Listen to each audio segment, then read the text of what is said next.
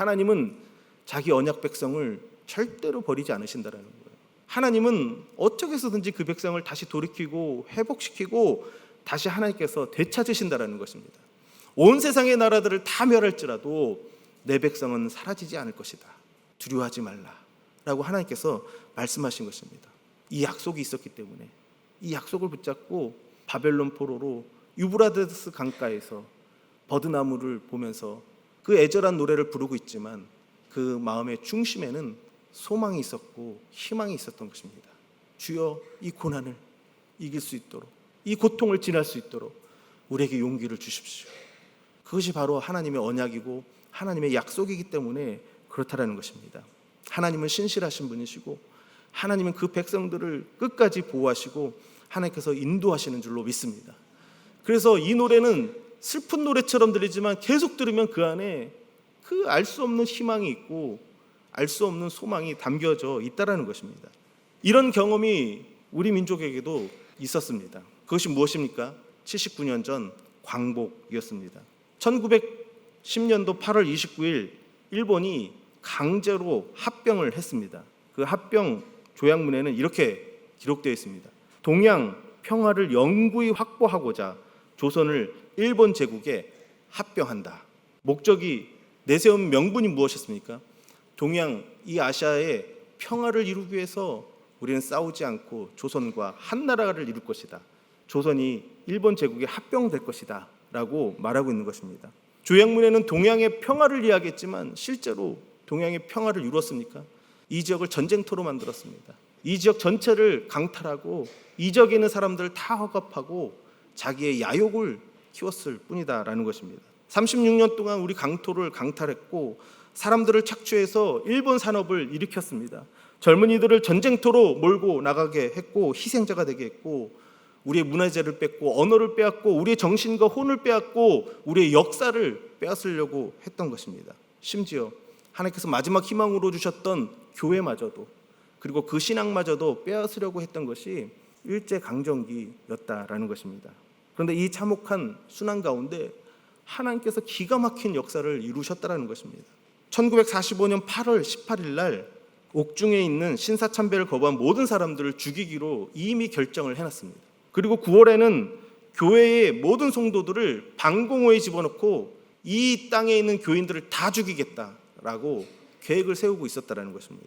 그리고 10월 달에는 한민족 전체를 우리와 동화되지 않는 모든 사람들은 다 동해바다 서해바다에 다 집어넣어서 죽이겠다 이런 결정을 이런 계획을 세웠다라는 것입니다. 그런데 실제로 역사는 어떻게 진행이 되었습니까?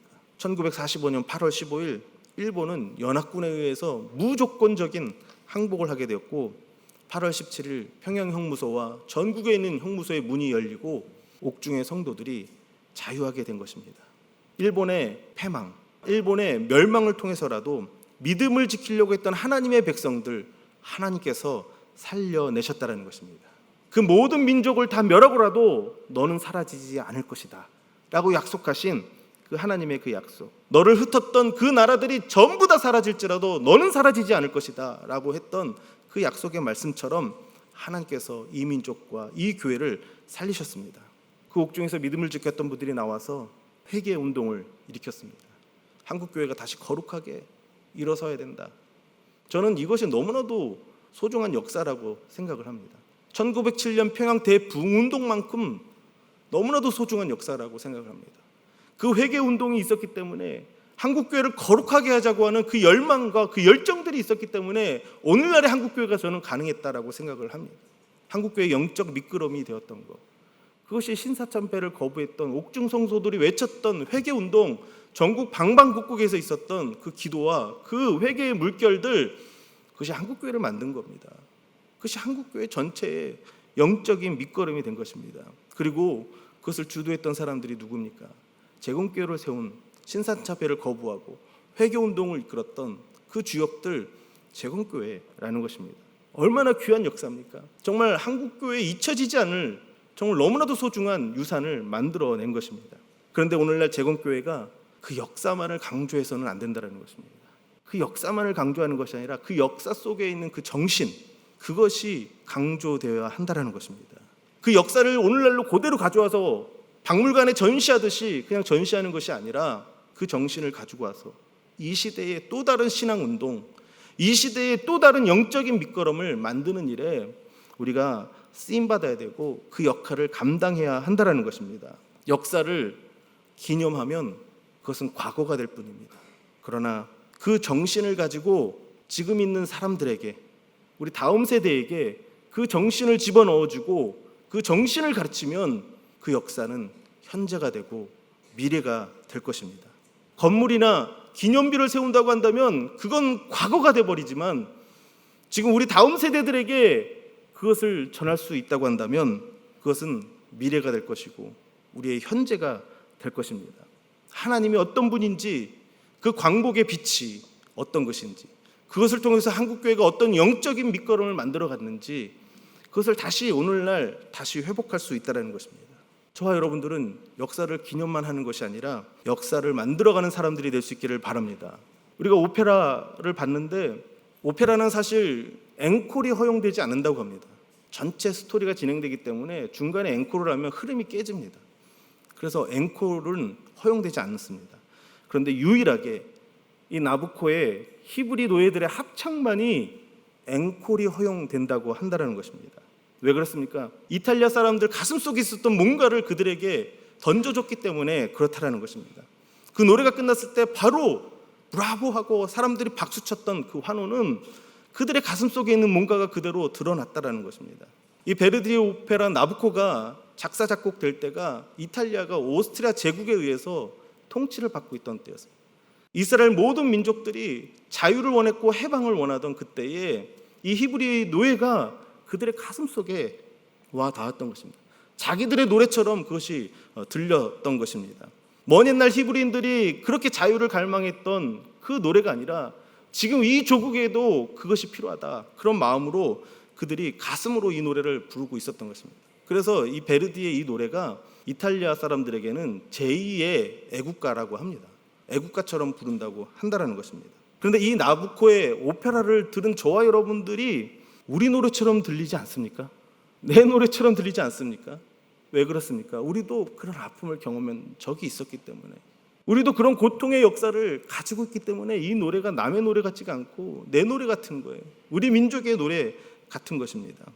이 땅 가운데 정말 그 하나님이 주신 자유와 해방, 그것을 노래하고 싶은 그런 마음이 우리 가슴속에서도 일어나기 때문에 그렇습니다. 우리가 광복을 경험을 했습니다. 그런데 사실 광복을 경험하고 더 안타까운 역사가 일어났습니다. 나라가 분단이 되었고, 그리고 6.25 전쟁이라고 하는 씻을 수 없는 아픔과 고통을 우리 민족이 함께 경험을 했습니다. 그리고 70년이 넘도록 분단이라는 이 시간 속에서 우리가 얼마나 싸우고 얼마나 분쟁하고 얼마나 아픈 시간들을 보내고 있습니까? 우리는 여전히 진정한 해방과 자유의 날을 기다리고 있다는 거예요. 진정한 자유와 해방을 우리는 노래하고 싶다라는 것입니다. 그래서 어쩌면 이 베르디의 나부코에 나오는 히브리 노예의 이 합창이 우리 가슴속에 와닿는 것이 아닌가, 저는 그런 생각을 하게 됩니다. 근데 우리뿐만 그런 것이 아니라 지금 전 세계 곳곳에 전쟁이 있고 기근이 있고 아픔과 고통이 있습니다. 그 자유와 해방을 기다리고 있는 사람들이 있습니다. 그 하나님의 빛으로 그들의 인생이 새로워지고 그 나라가 새로워지는 것을 기대하는 그런 사람들이 곳곳에 있다는 것입니다. 그곳에도 하나님의 나라가 임하고 이 자유의 노래, 이 희망의 노래를 부르기를 소망한다는 것입니다. 저와 여러분들이, 우리 민족이, 우리 교회가 79년 전에 그 하나님의 놀라운 역사와 그 빛을 경험했다고 한다면, 하나님, 그 희망의 노래가 이제 시작되었습니다. 하나님, 그 희망의 노래를 계속 부를 수 있기를 원합니다. 저 북한 땅에도 그 희망의 노래가 외쳐지는 역사가 있게 하여 주시옵소서. 전 세계 곳곳에 전쟁과 기근으로 고통하는 그 나라와 그 민족과 그 10년 가운데 하나님, 그 하나님의 언약의 약속, 그 말씀을 통해서 진정한 구원과 해방을 맛보는, 하나님의 나라가 임하는 것을 경험하는 그 희망의 노래가 불려지게 하여 주시옵소서. 그런 기도를 하는 저와 여러분들이 되시길 바라고, 그런 사명을 가지고 나가는 저와 여러분들이 될 수 있기를 주님의 이름으로 축복합니다. 우리를 통해서, 우리 한국교회를 통해서 그 희망의 노래가 전국 곳곳으로 퍼져가고, 그 희망의 노래가 온 세상에 퍼져가는 놀라운 역사가 일어나기를 주님의 이름으로 축복합니다.